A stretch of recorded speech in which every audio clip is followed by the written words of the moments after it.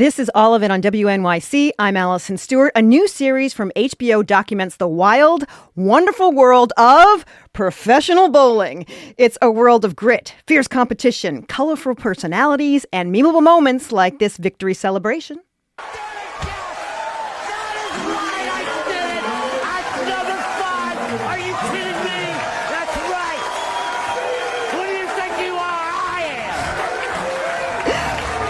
Born to Bowl follows a group of pro bowlers competing against each other on the Professional Bowling Association Tour, the major league for 10-pin bowling. New episodes air on HBO on Mondays. The series directors James Lee Hernandez and Brian Lazarte join me now. Nice to meet you.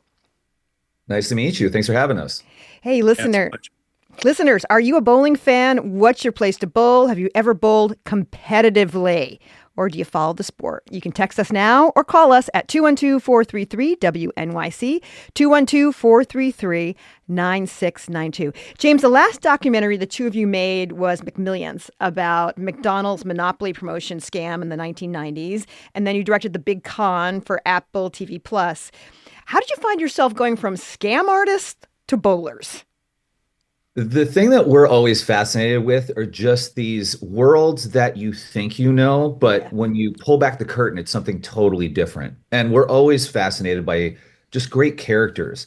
So you can kind of take the story concept of how we approach just looking at a specific world or instance and apply that to almost anything. It's not just true crime related. Like with this, we did sports. We produced the story of Lollapalooza, a 3-part series, and that was we worked with director Michael John Warren on exploring that. So really taking something that you think you know a specific way and then showing you the 360 view of what it's actually like is what we get excited for.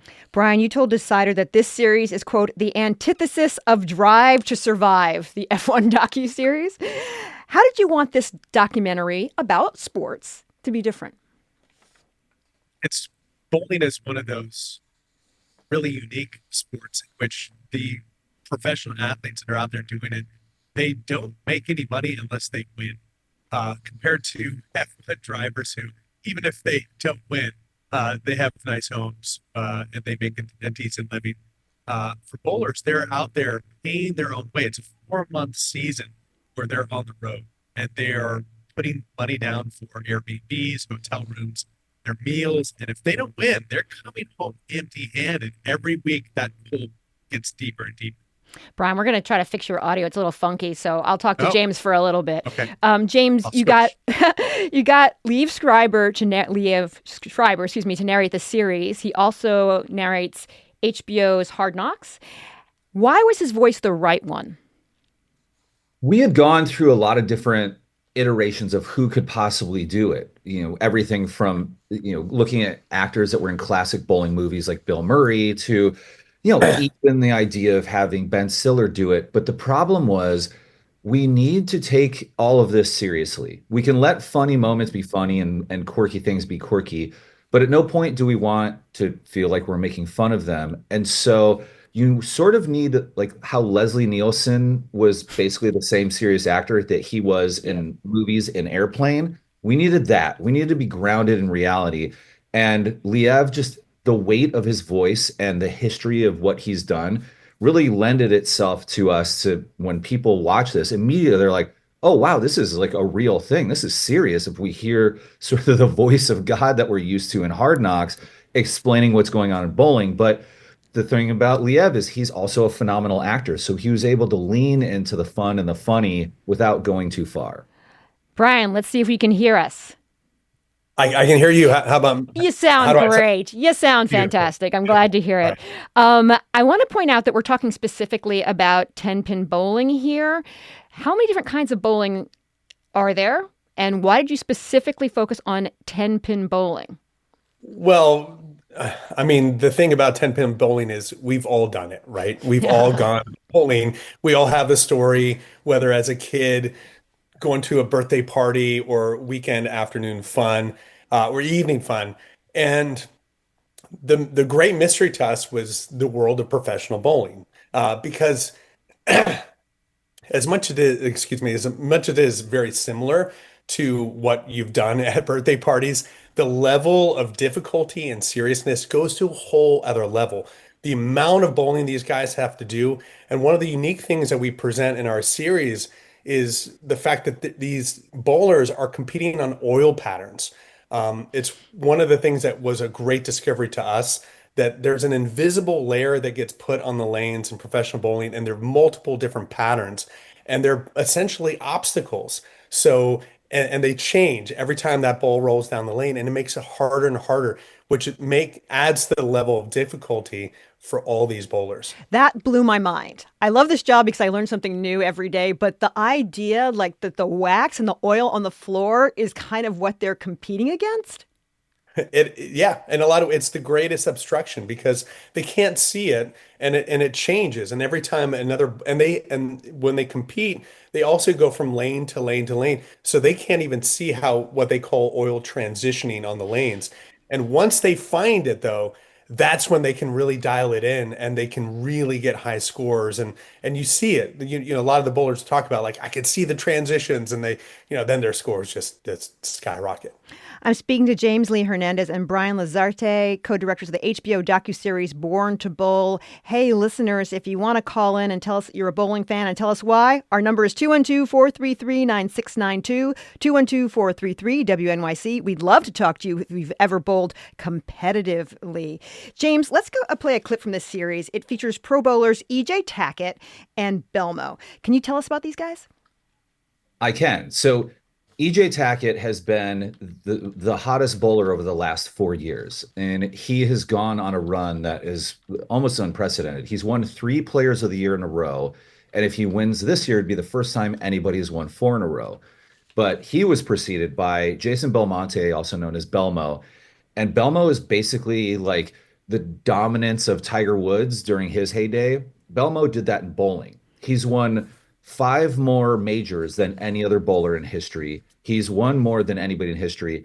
And he's so impactful that he actually changed how the game is played because he was really the first bowler to bowl two-handed effectively. And before that, everybody bowled one-handed. There might have been 1 or 2 randoms, but he was so dominant that now over 50% of new bowlers all bowl two-handed. And he was so good to the point where people tried to get him disqualified because he just was so dominant.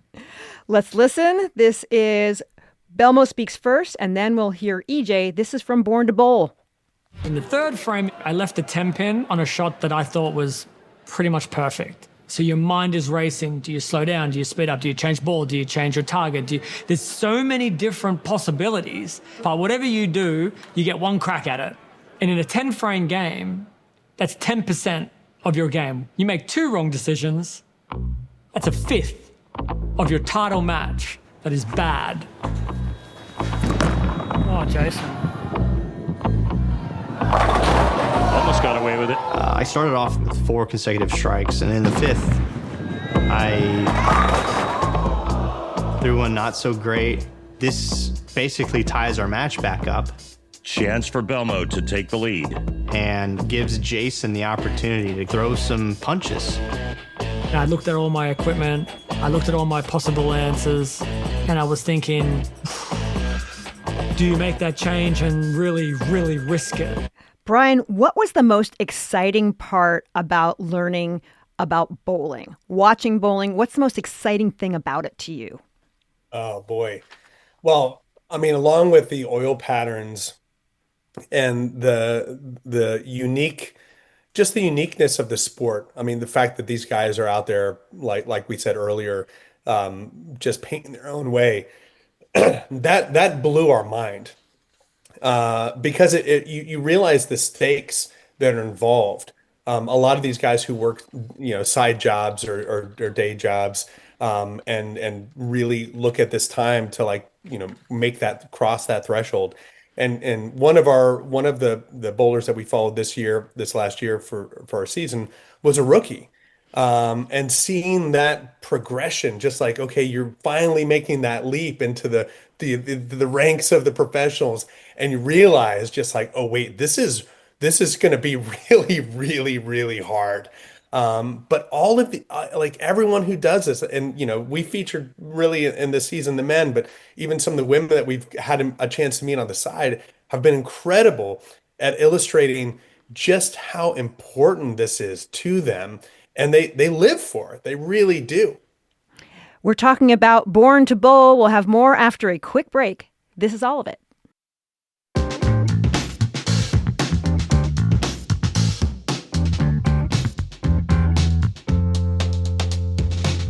You're listening to All of It on WNYC. I'm Allison Stewart. I'm speaking with co-directors James Lee Hernandez and Brian Lazarte. Their new HBO docuseries is called Born to Bowl. James, the first bowler we meet is Kyle Troop, also known as the pro with the fro. His dad was a pro bowler who was also famous for wearing these bright pants. How would you describe the fashion sense of these bowlers? The fashion sense definitely has evolved. Early on in the 50s and 60s, it was very serious, kind of almost like business casual for what in the day, collared shirts, all of that. And Guppy Troop really helped break that whole idea of wearing these crazy colored pants and, really being out there and understanding that this is a sport for show. People watch it on TV, there's fans there. And he played it up to the crowd rather than being the more like serious version of bowlers that we'd seen traditionally. Another person then took the flamboyance to a new level was Pete Weber with both his antics and his clothing. But it's interesting because bowling shirts, especially like now, kind of have come back into fashion. It was really big in the 90s when Swingers, that movie came out. And now that is sort of repeated. So the idea of like fashion and bowling have kind of always merged together to be part of Americana. Brian, Kyle Troop, the pro with the fro, imagine like Bob Ross bowling in bright pants. He started when he was just 15 years old. Have all of these guys been training since they were kids? Well, not all of them, but those who have are the elite bowlers that you're seeing today.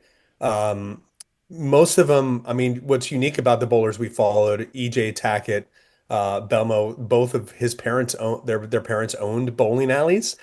So they started when they were barely able to even walk. Kyle Troop with the fro just grow. He was born. I mean, his parents were married in a bowling alley. So, and his mom was pregnant with him. So he said he was destined for the bowling alley beforehand.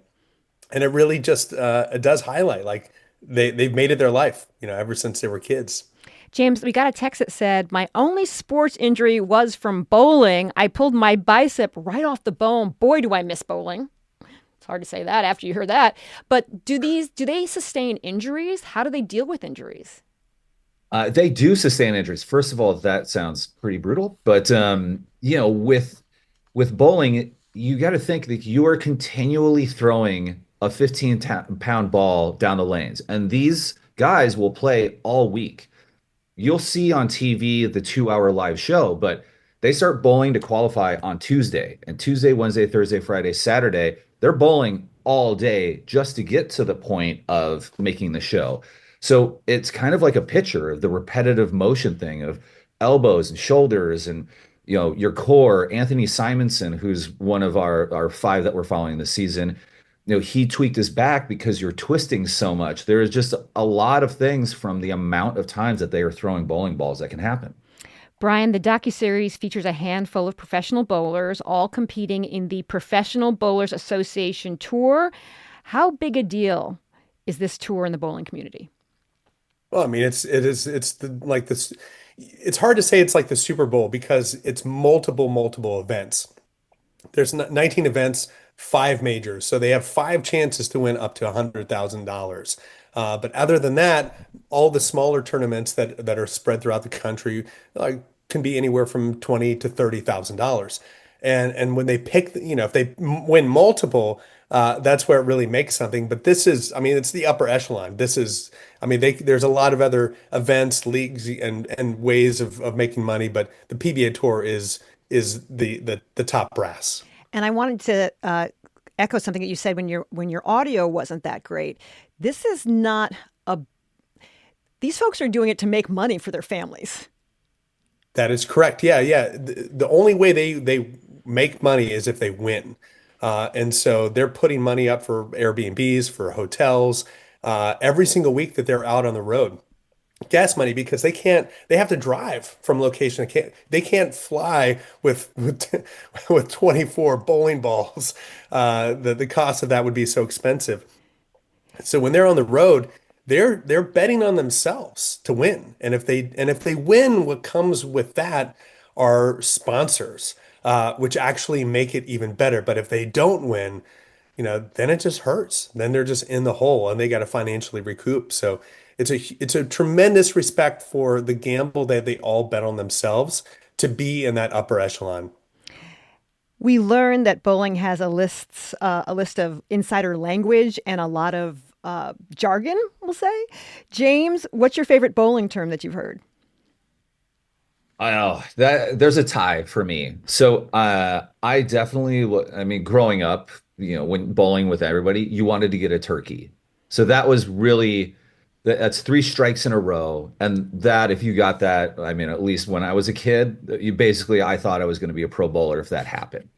What we learned is that there's four bagger, five bagger, six bagger. So that's more strikes in a row. If you get four, five, or six in a row, and I always just think it sounds funny because it almost sounds like like an Italian mafia term. Like I got a five bagger. Like who knows what that means? Could mean five bodies in the trunk, but it just means five strikes in a row. What about for you, Brian? What's your favorite bowling term that you learned? Oh, well, I mean, other than repeating what James just said, I mean, hearing about a four bagger, five bagger, like those are fun terminologies. Um, Honestly, they're still to this day, they they tell us terminology, and we're just like, what? Like, where did you come up with that? We kind of make, we try to lean into some of the absurdity of the humor surrounding bowling in our series, and this is definitely one of those highlight moments. We kind of attribute it to like watching a medical drama if you're on the lanes for the first time because it doesn't, you don't have, the thing is, you can come into the series and not know anything about bowling, and enjoy watching these guys compete. And that's what we wanted to do. We weren't making a show just for bowlers. We were making a show about these real people that just Hmm. happen to be bowling, and they're fun and they're funny, and the sport itself just has, I mean, the whole spirit of the sport is about fun, and it's also about normalizing failure I do have because to throw in because we're on WNYC is that there's a term called Brooklyn. And if you oh go to yeah. Brooklyn, that means you aimed for the one side of the pins and you actually hit it on the other side of the pins and still got a strike. Makes sense to me. It's the other side of the tracks, essentially. I'm talking to co-directors of Born to Bowl. It's an HBO docuseries. James Lee Hernandez and Brian Lazarte. They are my guests. Our texts are blowing up. It says, growing up, I bowled weekly with my family, was in a family league and everything. This says, great Saturday memories of watching bowling on ABC Wild World of Sports as a teen in the 70s. And this has asked a question. Does the series touch on the disappearance of independently owned lanes? we That we actually don't necessarily touch on. We do go over the in general how bowling really started in Hmm. general, like the history of it all the way back to Egypt, and then how it came to America and how it became very popular. In our last episode, we really talk about the relationship between bowling and the rise of television and how they helped each other out in so many different ways. And part of that is understanding how this is really woven into the fabric of Americana, like I was talking about with the clothing, pop culture and movies and TV shows. So we do talk about that overall, but we didn't get too much into that. I mean, they're 30-minute episodes, and it's a lot to cram in. Brian, there's a bowler who goes by Simo, and he's kind of a hothead the way he is introduced to the audience. But then we see Cameron, who's the rookie, describes him as an older brother, which I thought was really interesting. What did you want to emphasize with those two well sides the of him? thing Yeah, I mean, so Anthony Simonson or Simo, when he's on the lane, he's a beast. He is one of the most impressive bowlers out there. And the fact that, he self-proclaimed hothead at times, it is an internal, it's a mental sport. And they really battle themselves on the lanes, and it comes across. There's no filter to hide behind, and it was one of the great things that all of these bowlers gave us, which was an unfiltered view of what it's like, and we wanted to highlight just how dramatic it can be sometimes on the lane. But the truth is, Simo off the lanes is one of the kindest, sweetest, nicest guys you could ever meet. And any fan that's ever come up to him, and hopefully our episode two, which you see him, getting a little heated, doesn't discourage any fan from coming up and getting his autograph, because he will give you so much extra time. He will make sure to let you know how much he cares about all the fans out there. And I mean, all these guys were great. And so when Cam says he was like a big brother, it's because he's been out there, and he was this prominent rookie. He was the first to ever win a major. So he was one of those guys that like every rookie looks up to say like, okay, you did it. How can I have my rookie year look like yours? In our last moments, James, what do you hope people will come away from this series thinking and feeling about bowling? In general, that it is something that is fun to do. That it is kind of remembering all of the great highlights over the years of, like, as Brian mentioned, like birthday parties, get-togethers, things like that. It is a great sport that almost anybody can do, and you can do for fun with friends and family and all of that.